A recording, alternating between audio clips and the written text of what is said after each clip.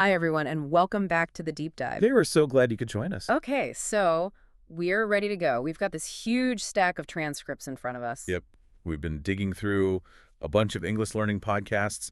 I see some from the English Leap podcast, the Mr. English channel. A really good mix. A great mix. And our mission today is, well, it's really focused. We're looking at how these sources teach you not just what to say, but how to, build real confidence and fluency. And we're doing it by mastering something that seems simple, but is actually pretty profound. The art of describing your day. Exactly. And the whole thing, the entire deep dive today, it really stands on one big grammatical pillar. The simple present tense. It's the absolute foundation. We use it for routines, for habits, for all the stuff we do every single day without even thinking. Right. And what's so interesting is how, even learners who technically know the rules, they still just freeze up when someone asks them about their day. Oh, totally. The sources actually call that moment the freeze. The freeze. I know that feeling. We all do. And the consensus from all these experts is that the only real cure is, well, it's preparation. You need a toolbox. You need a toolbox of sentences that are like ready to go. Mhm. If you practice talking about your routine now, when you're not under pressure, the sentences are just there. They come out automatically. And that's what we're doing today. We are building that toolbox piece by piece, action by action. And it's not going to be dry grammar, I promise. We're looking at some really good B1 vocabulary that makes your story, feel real. Yeah, words that add color. We're going to break down some essential ones like drained, cluttered, and one of my personal favorites, cozy. Oh, I love cozy. And stick with us, because later on I'm going to hit you with a little pop quiz using those exact words. A pop quiz? Okay, challenge accepted. It's a good way to make sure it all sticks. For sure.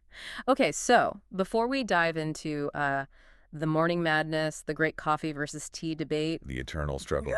it is. We have to do our essential reminder. If you are getting value from this, if these deep dives are helping you learn faster, please take just 1 second right now to subscribe and like this deep dive. It honestly helps us so much, and it means we can keep making them for you. We really do appreciate it. Okay, so are you ready to get into the structure of the day? I am so ready. Let's start at the beginning. The battle against the alarm clock. The necessary evil. It really is. Okay, so the sources, they get almost poetic about this. It seems like it doesn't matter where you are in the world, that sound is just awful. It's the great unifier. Yeah, we heard from a bunch of different people in these transcripts, and the story is identical. The alarm rings, maybe it's 7 a.m., maybe 6:30.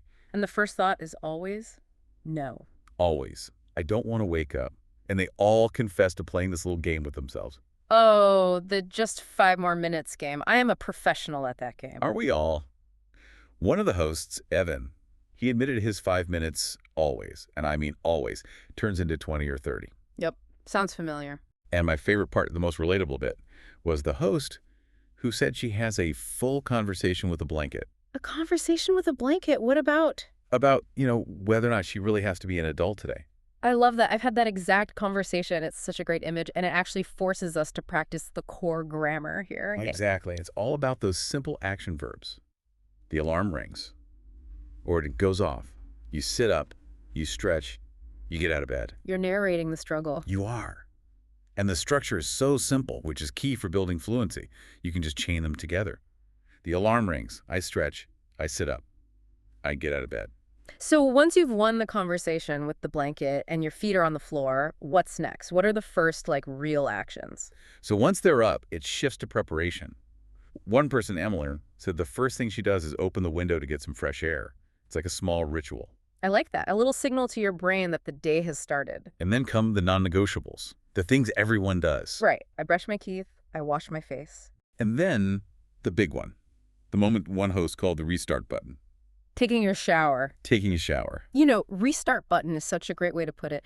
That's a perfect little B1 vocabulary upgrade. It's more than just saying, I take a shower. It describes the effect. Exactly. It says the warm water helps you feel clean and fresh and, ready. It's a psychological shift, not just a physical action. If you could say your shower is your restart button, you're showing some real fluency. Totally. Okay, so we're clean, we're restarted. Now we get to the next big daily ritual, breakfast. And this is where a huge divide appears in the sources. The coffee people versus the tea people. It's like a personality test. A couple of the hosts, Paul and Evan, are 100% in the coffee camp. They say things like, I need my coffee. It's all about energy. It's fuel. It's fuel. Mm, And if they're feeling, what was the word one of them used? fancy. Fancy. That's it. If they're feeling fancy, they might make pancakes or eggs. I love that phrase. It's so conversational. It's like, doing something a little extra special on a normal day. Right. And it's all in the simple present. I make coffee. I drink coffee. Sometimes I have eggs. Okay, so what about the other side? The tea people. What's their story? So Emily, she prefers tea because she says it's calm. Ah, so it's a different goal. Not a jolt of energy, but a smooth start. Exactly. And the tea drinkers, they tend to have simpler breakfast, like just some toast, maybe some cereal, less effort. So the coffee camp is all about energy, and the tea camp is about calm. That's a really clear way for a learner to think about their own routine. And it brings us to the key takeaway for practice. Using those short, powerful sentences. I eat toast, I drink tea, I leave the house. When you string them together like that, you're telling a complete story. The confidence boost is, like, immediate. Okay, breakfast is done. Now for the final stage before facing the world. Getting dressed, checking the mirror, and the big one, the double-check ritual. The essentials: wallet, phone, keys. Yes, and this is where one of the hosts, Evan, told a really great story that reinforces the habit. Oh. He talked about this one time he locked himself out of his apartment. Oh no, that is the worst feeling. Total panic. He said it was so embarrassing he had to call a neighbor and just felt completely helpless. And ever since that day, he has a permanent rule. He double checks for his keys. So his sentence would be something like, I always double check my keys because once I left them inside. That's a perfect example. Simple present for the habit. Simple past for the reason. The bad memory reinforces the routine. That is such a great illustration of why this tense is so important. It tells the story of how your habits are formed, okay? The door is locked. We're out of the house. Now what? Now we move into the commute, the Yeah. transition from the safe, cozy home to the rush of the workday. And the sources immediately set up a contrast here, right? Driving versus public transport. Right. One of the hosts who drives, Aaron, he joked about the bus rider, Evan, being Miss VIP with her car, but then he immediately took it back. Oh, why? He argued that driving is not a luxury at all. He called it stressful and a nightmare. A nightmare. Wow, that's a strong word for just driving to work. Is that an exaggeration? It's hyperbole, yeah, but it's for emotional effect. He lists all the reasons. Mm. Traffic jams, constant honking, trying to find parking. The word nightmare just captures that feeling of being stuck and powerless when you need to be somewhere. I get that. It's the chaos outside versus the calm you just created inside. But what about the bus? Is that any better? Evan admitted the bus is no paradise either, Mm-hmm. especially when it's super crowded. Mm. He used this great image of having to stand, just swaying left and right, half asleep like a zombie. Swaying like a zombie. That's fantastic. That kind of imagery makes your English so much more memorable. Okay, I feel like this is a perfect moment for our stop and unpack protocol. We have to spotlight that key word. Yes. Calm emonute. This is one of those words that I've heard a million times, but I never really get it. Is it just a fancy word for traveling? Like, how is it different from saying, I travel to work? That is the perfect question, and it's a really common confusion. A commute is a very specific kind of travel. So in plain English, it's the regular, routine journey you make from your home to your work or school, and then back again.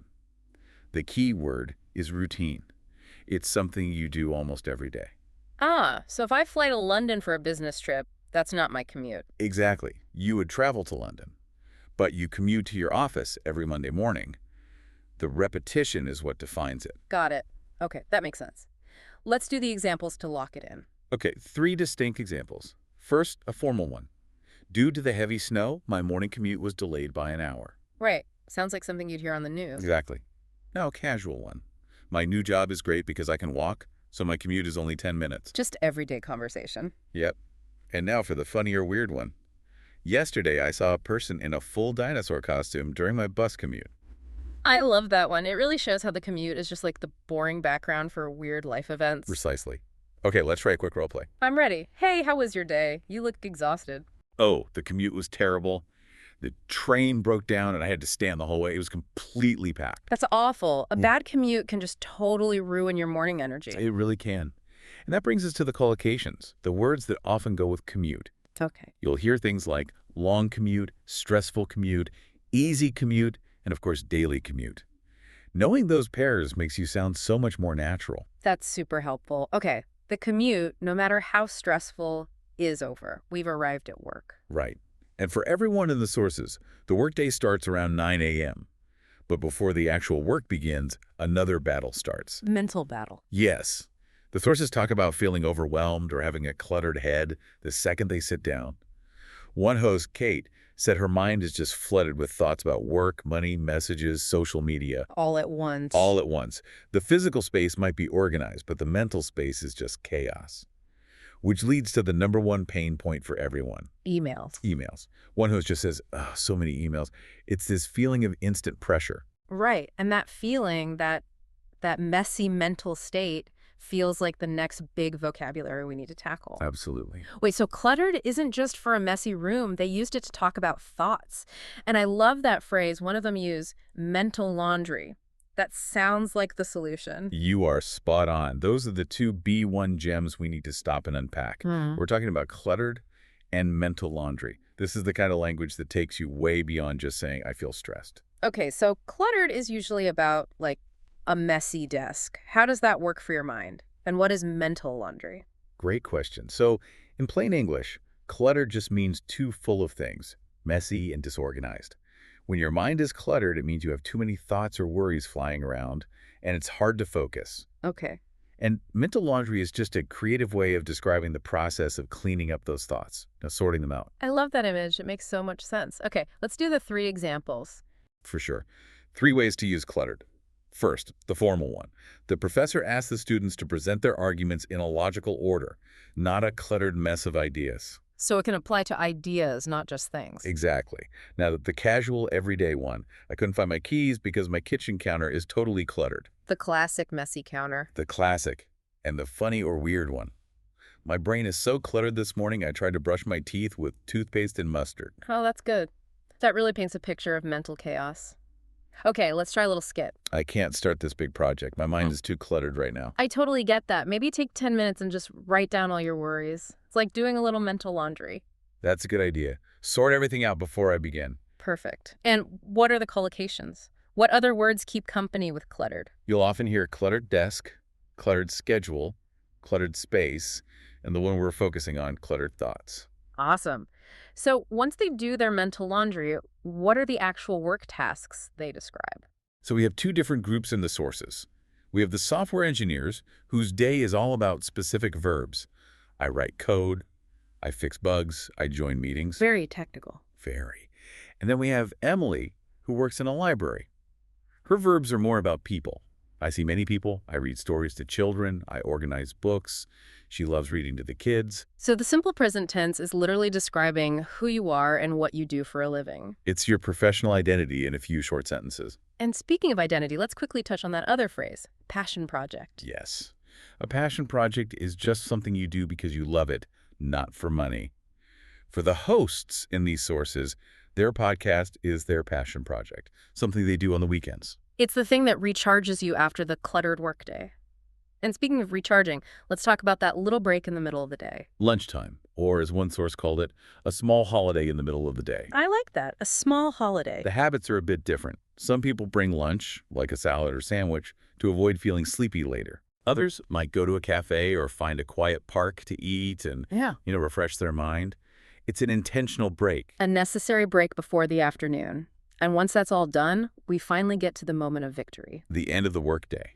It's described as this moment of triumph, closing the laptop and just thinking, yes, it's over. I love the line about your body whispering, "We made it." That's such a great way to describe the feeling of relief, a small victory every day. For sure. And the second commute, the trip home, feels totally different. So, Well, even if the traffic is just as bad, your mindset is different because you're going home. One host says he puts on his most relaxing music for the drive home. so you're setting the mood for relaxation, and when they get home, what are the first things they do to wind down? The first actions are all about signaling to the brain that work is over. One host, Kate, says the first thing she does is change into soft, comfortable clothes. She calls it pressing a calm button. A calm button, I get that. For another one, it was taking off his shoes. Barefoot piece, he called it. Barefoot piece. Yeah. And changing the lighting is huge. Turning off the big, bright overhead lights and using a warm lamp instead. It makes the room feel cozy, not sharp. Exactly. And again, look at the grammar. I change my clothes, I take off my shoes, I turn on a lamp. Simple, powerful actions. And after that immediate, like, self-soothing, it's about connecting with other people. Right. Dinner's about connection, not just food. It's when they reconnect, share stories from the day, complain a little, joke a little. Someone mentioned that for family far away, even a short phone call is like a strong anchor for my heart. Yeah. But even with all that, the overwhelming feeling when they first walk in the door is just exhaustion. Which brings us to our next big vocabulary word. They use words like drained and exhausting a lot. That sounds like it's more than just being tired. It is. It's a much stronger word. When they say they feel completely drained, that's a very common way to express extreme exhaustion. Okay, so this is when we have to spotlight drained. We do. So I've heard drained mostly for like water going down a sink. What does it mean when you're talking about a person? That's the perfect way to think about it. The original meaning is for a liquid to be emptied out. When it's used for a person, it means you feel like you have absolutely no energy left, physically and mentally. Your battery is at 0%. The 0% battery. That's a great analogy. Okay, let's hear the 3 examples. Okay, first, a formal one. After working 14 hours straight, the construction crew felt completely drained. Makes sense. Very physical. Next, a casual one. Running that marathon last weekend left me so drained, I slept for 12 hours straight. Also very physical, but more personal. Exactly. And now, the funny or weird one. My toddler is so energetic. Playing hide and seek with him for an hour leaves me feeling utterly drained. As someone who has played hide and seek with a toddler, I can confirm that is 100% accurate. Okay, let's do a quick role play. I can't study tonight. That big meeting left me completely drained. Don't push yourself. Go relax and recharge. We can look at the homework tomorrow. Good call. I definitely need to. That sounds supernatural. So what are the words that usually go with drained? The collocations. You'll often hear it intensified. So, completely drained, emotionally drained, physically drained, or utterly drained. Got it. So after they realize they're drained, they move on to the things that actually recharge them, right? Exactly. The hobbies and the personal time, what one source calls the do not disturb time. The time to unwind and recharge, what kind of things do they do? For some, it's a reading corner. They called it a safe spot, where thoughts stop shouting. I love that, where thoughts stop shouting. For others, it's music, putting on headphones to, fill your mind with something else. And another person mentioned just writing a few lines in a journal, like, today I was tired but proud. A little mental cleanup before bed? And all of these activities happen inside what the sources call the comfort zone. A comfort zone. That's a huge concept. What does that mean exactly? The comfort zone is just any place or situation where you feel safe and not stressed. There's no challenge, no fear. So when they're in their reading corner, they are retreating to a place where their mind can just rest. It's a place of safety after the cluttered, sharp world of work. And that brings us to our last big vocabulary word, the one I love. It's a great one. They use it to describe the feeling of these safe spaces. The word cozy just keeps popping up. It sounds so warm and wonderful. Is it just for, like, a sweater or a blanket? Let's unpack it. Let's do a stop and unpack for a cozy why. Okay, so I know a cozy sweater, but what does it really mean? Can a feeling be cozy? It absolutely can. In plain English, cozy means warm, safe, comfortable, and snug. It's really all about the feeling it creates, a feeling of peaceful contentment. So it can be a thing, an atmosphere, or the feeling itself. Peaceful contentment. I love that definition. Let's do the examples. All right, 3 examples for cozy. Formal. The cabin provided a cozy, intimate setting for the winter retreat. Describes the whole atmosphere. Exactly. Casual. It's raining outside, but I'm perfectly cozy here on the couch with my tea. The classic cozy scenario. The classic. Yeah. And the funny weird one. The cat found a cozy spot inside my shoe and now refuses to move. Okay, that's adorable. Let's try a quick role play. I love this little cafe. The lighting is low and the armchairs are so soft. I know. It has a really cozy atmosphere. I feel like I could fall asleep right here. That's it, exactly. And the collocations are what you'd expect. Cozy blanket, cozy fire, cozy corner, cozy atmosphere, or just to feel cozy. Fantastic. So we're recharged, we're cozy. Now for the very last part of the day. Sleep routine. Brushing teeth, changing into pajamas. And then the final danger. Scrolling on the phone at the just 5 more minutes that turns into 30. Yep. It can ruin all the calm you just built. Yeah. So the hosts really stress ending the day with something peaceful to feel calm inside before you go to sleep around 10 or 11 p.m. And the whole story, from the alarm clock to the final peaceful moment, it all depends on that one tense. The simple present tense, which is why we have to tackle the most common mistake people make with it. All right, let's get into the grammar. Let's hit the common mistake head on. Okay, so I know I say I walk, but what if I'm talking about my friend Leo? Can I say, he walked to the park every day? And that right there is the #1 mistake that trips up B1 learners. It's so common, and while people would understand you, It sounds wrong to a native speaker. it immediately signals that you're a non-native speaker. A native speaker would always say, he walks to the park. That little S sound is so important. So for he, she, and it, you have to add the S. You must add the S or sometimes ES. It's a non-negotiable rule. Why is it so easy to forget that little sound when you're speaking? It's just a mental load thing. You're thinking about your vocabulary and what you want to say, and that tiny little grammatical sound just gets dropped. Okay, so it's not always just adding an S. You said ES. That's where it gets Yeah, confusing. this is the next level of detail. We add ES when the verb ends in certain sounds, mostly to make it easier to say. Okay, what are the sounds? Think of sounds like S, GHX, or the letter O. So, for example, the verb wash ends in esh. So you say, she washes her face. Washes. Right, you can't really say washes. Exactly. The E adds a whole syllable. Same with watch. It becomes, he watches TV. Or fix becomes, the mechanic fixes the car. Or go becomes, she goes to work. That makes so much more sense now. It's about pronunciation. What about verbs that end in I? Like study. Great question. If the verb ends in a consonant plus Y, you change the Y to an I and add E's. So study becomes, she studies English. Studies. Okay, that's a key detail. So we've got the statement. What about questions? For questions, we need our helper verbs do and does. For I, you, we, they, we use do. Do you like coffee? And for he, she, it, we use does. Right. Does he walk to the park? And here's the important part. Yeah. When you use does, the main verb goes back to its original form. The S moves to the helper verb. So you don't say does he walks. Never. You say does he walk. The S is already on does. So simple, but so easy to forget. Okay, I think we have covered the day, the vocab, the grammar. I feel like I'm ready for that quiz you promised. It is time for the pop quiz. We're testing the 4 words we unpacked. Commute, cluttered, drained, and cozy. And everyone listening, you play along. I am ready. My mental laundry is done. Let's do it. All right. Question 1. You have too many worries and feel totally disorganized. Your mind is a mess. Is your mind drained or cluttered? Ooh, that is definitely cluttered. It's that feeling of too many tabs open in your brain. Correct. Question 2. After a really long, terrible meeting, you have 0 energy left. You feel completely empty. Are you feeling cozy or drained? Definitely not cozy. I am completely drained. My battery is at 0. Spot on. Final question. The regular daily trip you take from your home to your work is called a nightmare or a commute. Huh. Well, it might feel like a nightmare, but the correct word for that routine journey is a commute. 3 for 3. Fantastic work. And well done to you at home for playing along. That was a great review. Okay, so to summarize this whole deep dive, if you're going to walk away with 3 things, what should they be? First, the absolute power of the simple present tense. It is the backbone of your daily story. Master that little S for he, she, and it. Right. Second, we learn how to add emotional depth with the word drained. Instead of I am very tired, you can now say I am completely drained. It's so much more powerful. It is. And third, the functional vocabulary of the journey. Commute.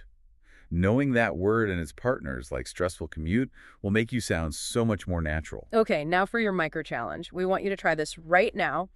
Use one of our new words, cluttered or cozy, to describe a part of your day. Just make one sentence and say it out loud, like, my desk is cluttered, or this room feels cozy.